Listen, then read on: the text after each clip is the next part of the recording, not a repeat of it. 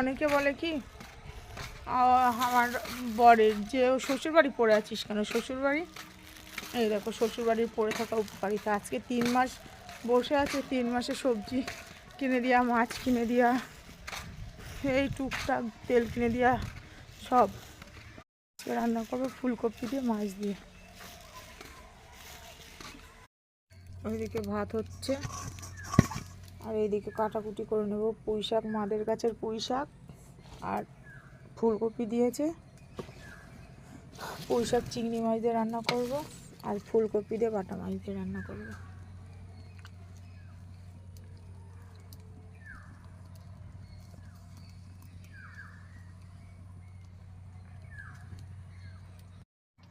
আজকে এই পর্যন্তই রান্না বান্না। সকাল সকাল বসিয়ে দিচ্ছি, তাও এখন 10টা বেজে গেছে। অনেকে বলে বাপের বাড়ি থাকিস কেন, বাপের বাড়ি থাকিস কেন। যারা পরিবার থেকেও নেই তারাই, সেই সব মেয়েরাই বোঝে যে বাপের বাড়ি থাকাটা কি। ধরো শ্বশুর শাশুড়ি থেকেও না থাকার মতন। এই 3 মাস কাজ নেই, কিভাবে যে সংসার চালাচ্ছি সে আমিই জানি।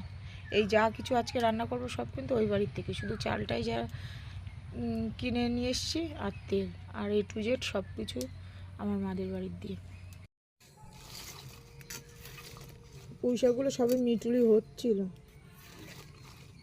রোগা রোগা হয়ে গেছে, আমি নিয়ে চলে এসেছি।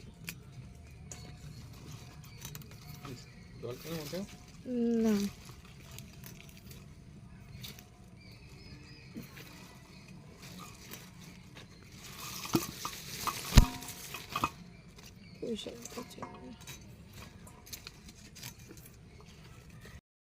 পুঁই শাক আমার খুব পছন্দের জিনিস, একদম পুরো টাটকা, আর তার মধ্যে যদি হয় চিংড়ি মাছ, ও কোনো কথাই হবে না। খুব ভালো লাগে আমার, শুধু আমি বলে না, বেশিরভাগ মেয়েদেরই ভালো লাগে পুঁই শাক খেতে।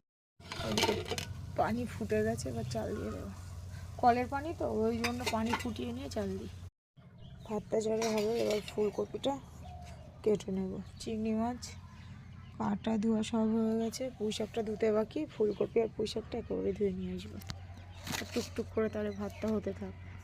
ওইদিকে চিংড়ি মাছ দিয়ে পুঁই শাক দিয়ে প্রায় রান্না হয়ে এসছে, আর বাটা মাছ দিয়ে ফুলকপি দিয়ে, এই যে ফুলকপি দেবো, আদা রসুন বাটা আর জিরে বাটা। ওইদিকে মাছ ভাজা বসিয়ে দিয়েছি, পেঁয়াজ দিয়ে দিয়েছি, ধুয়ে রাখা ফুলকপি দিয়ে দেবো।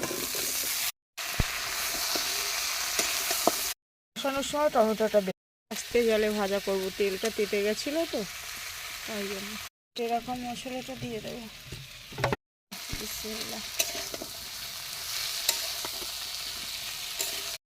পরিমাণ মতন শুকনো লঙ্কার গুঁড়ো, হলুদ আর লবণ দিয়ে দিয়েছি,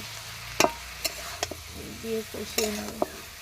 আর এর মধ্যে কেটে রাখা টমেটো দিয়ে দেবো,